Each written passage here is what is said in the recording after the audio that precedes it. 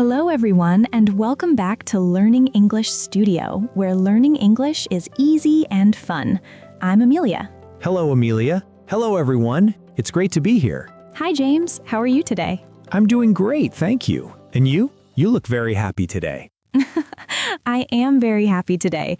I'm excited for our topic today. Oh, yes, it's a very good topic. Very important. Yes, exactly. But before we start, everyone please remember to subscribe to our channel. Yes, and click the like button, and please share our podcast with your friends and family. It helps us a lot, it really does. Okay, so James, are you ready? I'm absolutely ready, Amelia. I've been looking forward to this conversation all day, especially since today's topic is something everyone can relate to: food. That's so true.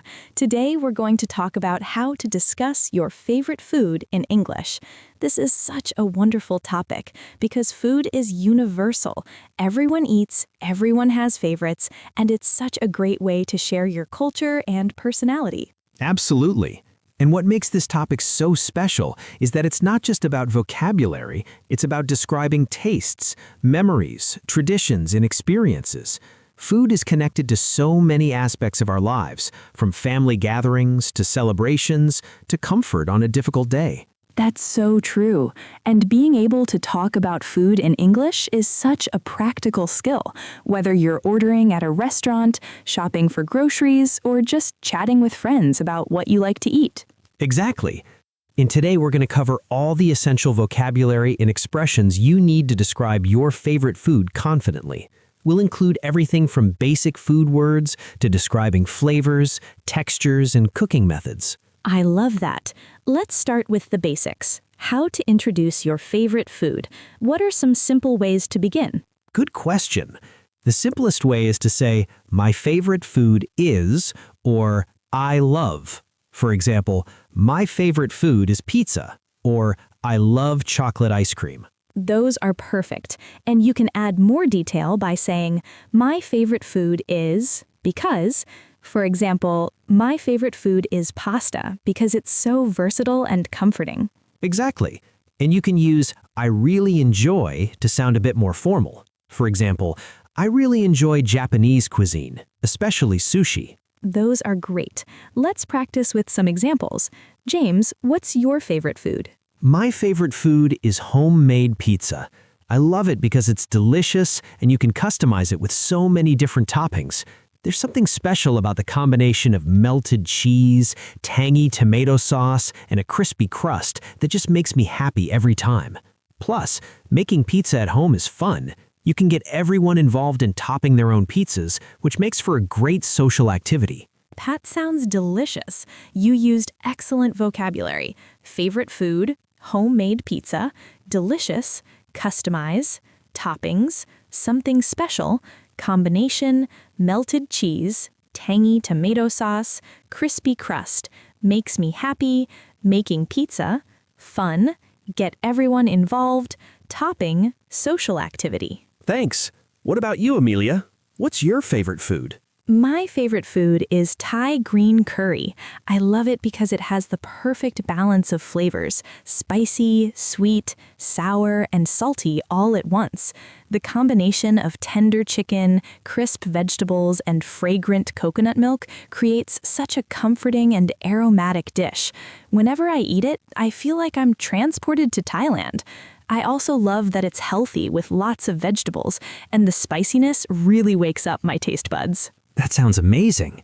You used great vocabulary: favorite food, Thai green curry, perfect balance, flavors, spicy, sweet, sour, salty, combination, tender chicken, crisp vegetables, fragrant coconut milk, comforting, aromatic dish, transported, Thailand, healthy, vegetables, spiciness, wakes up, taste buds. Thank you. I think it's helpful to start with a clear statement of what your favorite food is and then add the details that make it special to you. Exactly. Let's move on to describing flavors. What are some useful words for different tastes? Good question.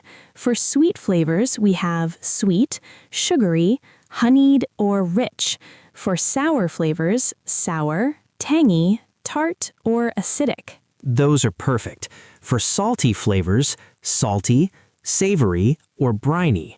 For spicy flavors, spicy, hot, piquant, or fiery. Those are great. For bitter flavors, bitter or acrid. For umami, the fifth taste, savory, meaty, or rich. Exactly. And we can describe combinations like sweet and sour, spicy and savory, or rich and creamy. Those are perfect. Let's practice with some examples. James, can you describe the flavors in your favorite pizza? My favorite pizza has a nice balance of flavors. The tomato sauce is slightly tangy and sweet, which complements the savory, salty flavor of the cheese. I like to add pepperoni, which adds a spicy, meaty flavor, and sometimes mushrooms, which have an earthy, umami taste. The crust is a little salty on its own, which provides a good base for all the other flavors. When it's cooked perfectly, you get these slightly crispy, almost burnt edges that add a bitter note that balances the richness of the cheese. That sounds like such a complex and delicious flavor profile. You used excellent vocabulary. Balance of flavors, tomato sauce, slightly tangy, sweet, complements, savory, salty flavor of the cheese, add pepperoni, spicy, meaty flavor, mushrooms, earthy, umami taste, crust, salty, good base for all the other flavors, cooked perfectly, crispy, burnt edges, bitter note, balances, richness of the cheese. Thanks. What about you, Amelia? Can you describe the flavors in your Thai green curry? Thai green curry has such an exciting combination of flavors. The green curry paste provides a spicy, fragrant base with notes of lemongrass, galangal, and kaffir lime leaves. The coconut milk adds a rich, creamy sweetness that balances the heat from the chilies. The sour element from lime juice and salty depth from fish sauce, the chicken absorbs all these flavors, and the vegetables like Thai eggplant and bamboo shoots add their own subtle tastes while providing texture. The fresh basil sprinkled on top adds a sweet, slightly peppery aroma that brightens the entire dish. That sounds like such a vibrant and complex dish. You used great vocabulary, exciting combination, flavors, green curry paste, spicy, fragrant base, notes, lemongrass, galangal, kaffir lime leaves, coconut milk, rich, creamy sweetness, balances the heat, chilies, sour element, lime juice, salty depth from fish sauce, chicken, absorbs flavors, vegetables, Thai eggplant, bamboo shoots, subtle tastes, providing texture, fresh basil leaves, sprinkled, sweet, slightly peppery aroma, brightens, entire dish. Thank you. I think being able to describe flavors in detail makes your food descriptions much more vivid and appealing. Exactly. Let's think about describing textures. What are some useful words for how food feels in your mouth? Good question. For soft textures, we have soft, tender, creamy, smooth, or melt in your mouth.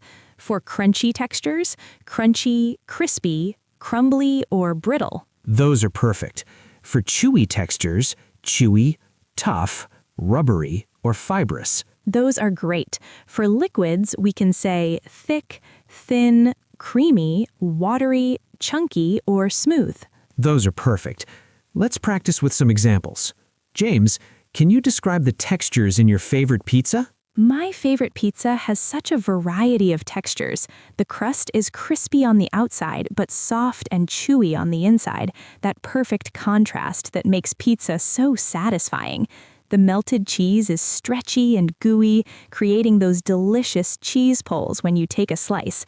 The pepperoni becomes slightly crispy at the edges, but stays chewy in the center. If I add mushrooms, they have a meaty, tender texture that absorbs the sauce without getting mushy.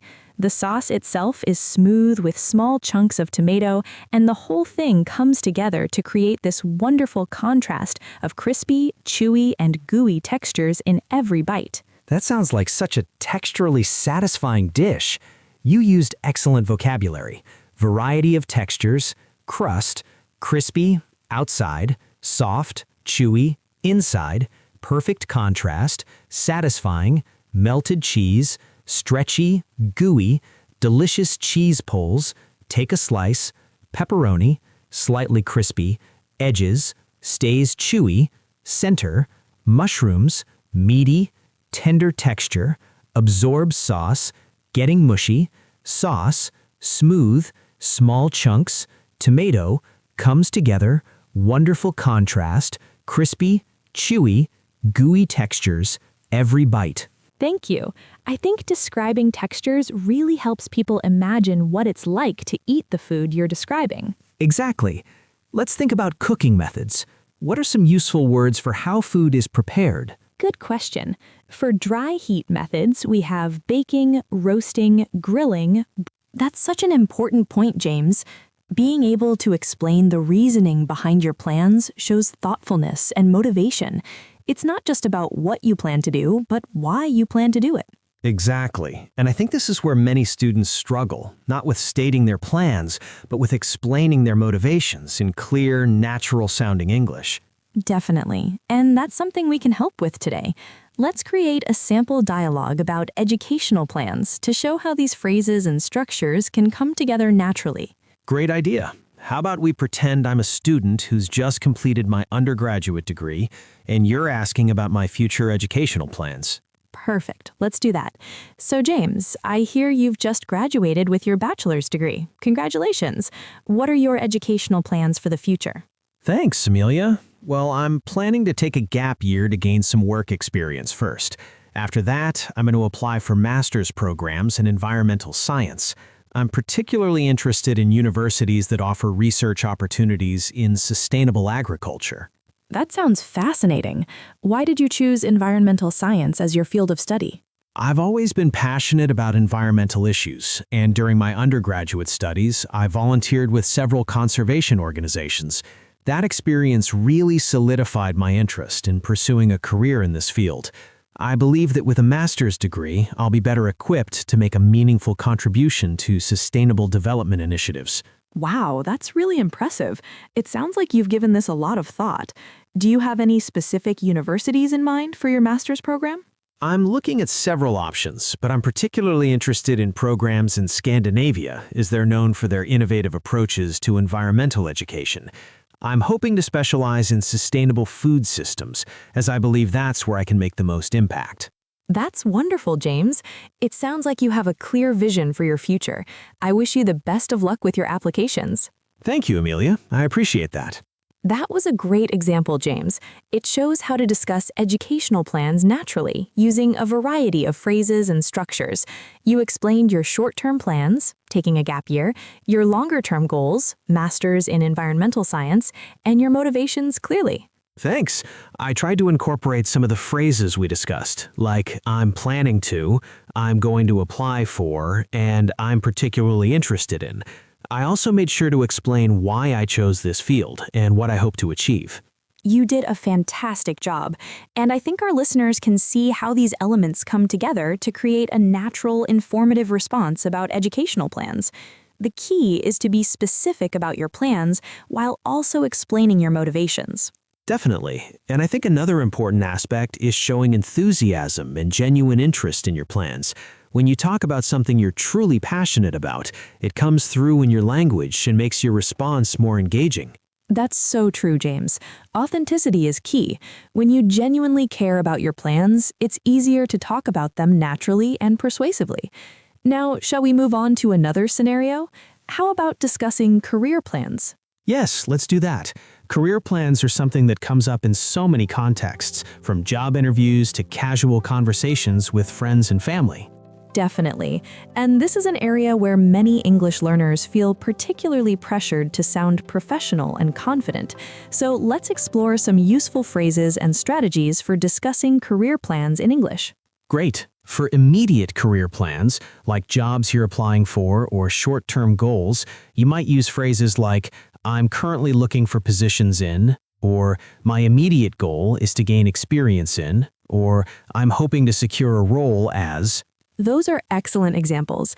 And for longer-term career aspirations, you could say, in 5 years, I see myself, or my long-term goal is to, or eventually, I'd like to transition into. These phrases show ambition and forward thinking. Right. And it's also important to be able to discuss the skills and qualifications you're developing to achieve your career goals. Phrases like, I'm working on improving my, or I'm planning to get certified in, or I'm developing my skills in, can demonstrate your commitment to professional growth. That's such a valuable point, James. Showing that you're actively working toward your career goals makes your plans more credible and impressive. It's not just about what you want to do, but what steps you're taking to get there. Exactly. And I think this is particularly important in job interviews, where employers want to see not just ambition, but also a practical plan for achieving your goals. Definitely. And let's not forget about the importance of flexibility in career plans. Sometimes it's good to acknowledge that plans might change. Phrases like, while my primary goal is, but I'm also open to, or I'm exploring several paths, but I'm leaning toward, can show adaptability. That's a great point. Being too rigid about your career plans might actually work against you, especially in today's rapidly changing job market. Showing that you're adaptable and open to opportunities can be really valuable. Absolutely. Now, would you like to do another sample dialogue, this time focusing on career plans? Sure, I can play the role of someone who's been working for a few years and is thinking about their next career move. Perfect. Let's do that. So, James, you've been working in marketing for about 3 years now, right? What are your career plans for the future? Yes, that's right. Well, at the moment, I'm really enjoying my current role, but I'm starting to think about my next steps. In the short term, I'm planning to take on more project management responsibilities to broaden my experience. That sounds like a smart move. How does that fit into your longer-term career goals? Eventually, I'd like to move into a leadership position, perhaps as a marketing director. To achieve that, I'm working on developing my strategic planning skills, and I'm hoping to complete a certification in digital marketing strategy next year. That's really impressive, James. It sounds like you have a clear path mapped out. Have you considered any specific industries or types of companies you'd like to work for in the future? I'm particularly interested in the tech industry, as I believe it offers exciting opportunities for growth and innovation. That said, I'm keeping my options open and would be happy to explore opportunities in other sectors as well. What's most important to me is finding a role where I can continue to learn and make a meaningful impact. That's a great perspective, James. It sounds like you have both clear goals and the flexibility to adapt to new opportunities. I wish you the best of luck with your career aspirations. Thank you, Amelia. I appreciate that. That was another excellent example, James. You demonstrated how to discuss both short-term and long-term career plans, how to show that you're actively working toward your goals, and how to express flexibility in your plans. Definitely. And I think another important aspect is connecting your career plans to your values and interests. When you can explain why a particular career path appeals to you, it makes your plans more compelling and authentic. That's so true, James. Being able to articulate the why behind your career plans shows self-awareness and purpose. Now, shall we move on to another scenario? How about discussing personal goals and dreams? Yes, that's a great idea. Personal goals and dreams often come up in more casual conversations, and they can be a really fun way to practice talking about the future in English. Definitely. And this is where you can really let your personality shine through in English conversations. Whether you're talking about travel goals, hobbies you want to pursue, or personal development objectives, discussing personal dreams can be both enjoyable and great language practice. Absolutely, and I think this is an area where students can feel more relaxed, as it's not less formal than discussing educational or career plans. It's a chance to be more creative and expressive in English. Exactly. So for personal goals and dreams, what are some useful phrases and structures? That sounds like such a wonderful way to connect with others through food. You used excellent vocabulary. Love to share, family, tradition, making it together, Friday nights, like to make, friends, come over for dinner, fun, customize, own, always have, Super Bowl parties, casual gatherings, taught, younger brother, dough, better at it, something, sharing a pizza, brings people together, gathering around, same dish, taking slices, talking, talking, laughing, communal food naturally creates relaxed, friendly atmosphere, love bringing, homemade pizza, friends, going through difficult time, small comfort shows you care. Thanks. What about you, Amelia? How do you share Thai green curry with others? I love to share Thai green curry with friends who enjoy trying new foods. It's always fun to see their reaction to the complex flavors. I like to make curry for my parents when they visit because they appreciate spicy food, and it's a nice change from their usual meals. We don't have a specific tradition with Thai food, but I sometimes bring it to potluck dinners to introduce others to Thai cuisine. I taught my roommate how to make a simple version of green curry, and now she sometimes makes it when I've had a long day at work. There's something about sharing a dish that's a bit exotic that makes a regular evening feel special. I also love bringing Thai green curry to friends who are sick. The spiciness can help clear congestion, and the warm, nourishing broth is so comforting when you're not feeling well. That sounds like such a caring way to share food with others. You used great vocabulary. Love to share, friends, enjoy trying new foods, fun, reaction, complex flavors, like to make, parents, visit, appreciate spicy food, nice change from your usual meals, specific tradition, Thai food, sometimes bring, potluck dinners, introduce others to Thai cuisine, taught, roommate, simple version, sometimes makes, long day at work, something, sharing a dish that's a bit exotic that makes a regular evening feel special. I also love bringing Thai green curry to friends who are sick. The spiciness can help clear congestion, and the warm, nourishing broth is so comforting when you're not feeling well. That sounds like such a caring way to share food with others. You used great vocabulary. Love to share, friends, enjoy trying new foods, fun, reaction, complex flavors, like to make, parents, visit, appreciate spicy food, nice change from usual meals, specific tradition, Thai food, sometimes bring, potluck dinners, introduce others to Thai cuisine, taught, roommate, simple version, sometimes makes, long day at work, something, sharing a dish that's exotic, regular evening, feel special, love bringing, friends, sick, spiciness, help clear congestion, warm, nourishing broth, comforting, not feeling well. Thank you. I think sharing food is such a fundamental way we connect with and care for each other. Exactly. Let's think about some cultural aspects of food. What are some useful phrases for talking about food in different cultures? Good question. You can use in blank cuisine blank to talk about specific food traditions. For example, in Italian cuisine, fresh ingredients are very important. Those are perfect. And you can use traditionally blank is served with blank to talk about customs. For example, traditionally curry is served with rice. Those are great. And you can use blank is a staple in blank to talk about common foods. For example, rice is a staple in many Asian cuisines. Exactly. And you can use the people in blank are known for blank to talk about food reputations. For example, the people in Italy are known for their pasta dishes. Those are perfect. Let's practice with some examples. James, what cultural aspects can you share about pizza? In Italian cuisine, simplicity is key. Traditional pizza often has just a few high-quality ingredients rather than lots of toppings.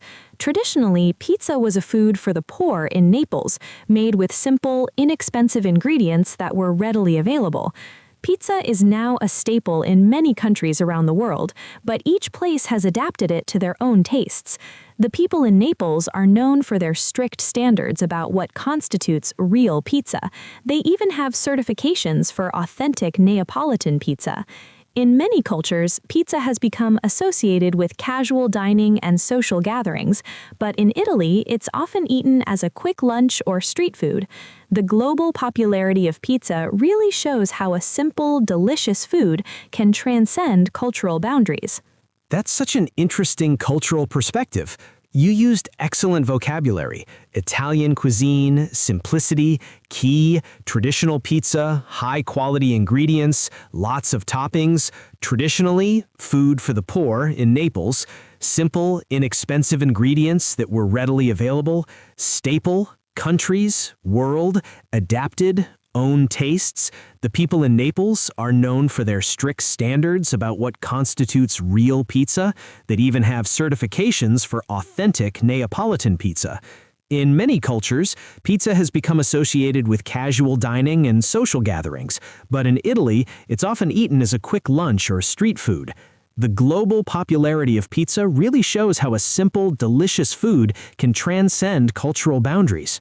That's such an interesting cultural perspective. You used excellent vocabulary: Italian cuisine, simplicity, key, traditional pizza, high-quality ingredients, lots of toppings, traditionally, food for the poor in Naples, simple, inexpensive ingredients that were readily available, staple, countries, world, adapted, own tastes. The people in Naples are known for their strict standards about what constitutes real pizza. They even have certifications for authentic Neapolitan pizza. In many cultures, pizza has become associated with casual dining and social gatherings, but in Italy, it's often eaten as a quick lunch or street food. The global popularity of pizza really shows how a simple, delicious food can transcend cultural boundaries. That's such a fascinating cultural insight. You used great vocabulary. Thai cuisine, balance of flavors, important. Dish, contain elements of sweet, sour, salty, spicy, and bitter. Traditionally, curry is served with rice, which is the staple food in Thailand and forms the center of most meals. The people in Thailand are known for their generous use of fresh herbs and spices, which not only add flavor, but also have medicinal properties. Thai green curry specifically is called green because of the fresh green chilies used in the curry paste, as opposed to red curry, which uses dried red chilies. In Thai culture, sharing food is important. Dishes are often served family style, with everyone taking from the same central plates. The complex layering of flavors in Thai cuisine reflects the country's history as a crossroads of trade, with influences from India, China, and Europe all incorporated into their traditional dishes. That's such a fascinating cultural insight. You used great vocabulary: Thai cuisine, balance of flavors, important, dish, contain elements of sweet, sour, salty, spicy, and bitter. Traditionally, curry is served with rice, which is the staple food in Thailand and forms the center of most meals. The people in Thailand are known for their generous use of fresh herbs and spices, which not only add flavor, but also have medicinal properties. Thai green curry specifically is called green because of the fresh green chilies used in the curry paste, as opposed to red curry, which uses dried red chilies. In Thai culture, sharing food is important. Dishes are often served family style, with everyone taking from the same central plates. The complex layering of flavors in Thai cuisine reflects the country's history as a crossroads of trade, with influences from India, China, and Europe all incorporated into their traditional dishes. Thank you. I think understanding the cultural context of food makes our appreciation of it so much deeper. Exactly. Let's think about some advice for our listeners on how to talk about food in English. What suggestions would you give? Good question. I would suggest learning food vocabulary by category: fruits, vegetables, meats, cooking methods, flavors, textures, etc. This makes it easier to remember and organize. That's great advice, and I would add that it's helpful to learn adjectives specifically related to food, words for flavors, textures, and cooking methods. Those are perfect, and I think it's important to practice describing your favorite food in detail, even if you're just talking to yourself. This helps you become more comfortable with the vocabulary. Exactly, and I would suggest trying foods from different cultures and learning about their significance. This not only expands your palate, but also your cultural understanding. Those are great suggestions, and I think it's helpful to watch cooking shows or read food blogs in English to see how native speakers describe food naturally. Absolutely. And finally, I would say don't be afraid to use expressive language when talking about food. It's something people are passionate about, so it's okay to show enthusiasm. That's such perfect advice. Well, James, we've covered so much ground today, from describing flavors and textures to sharing food memories and cultural insights. We really have, and I hope our listeners have found it helpful and inspiring. Remember, being able to talk about your favorite food is such a wonderful way to practice English while also sharing something personal and meaningful. Absolutely. And it's a great way to connect with others over a shared love of food. Everyone eats, so it's a topic that connects us all across culture.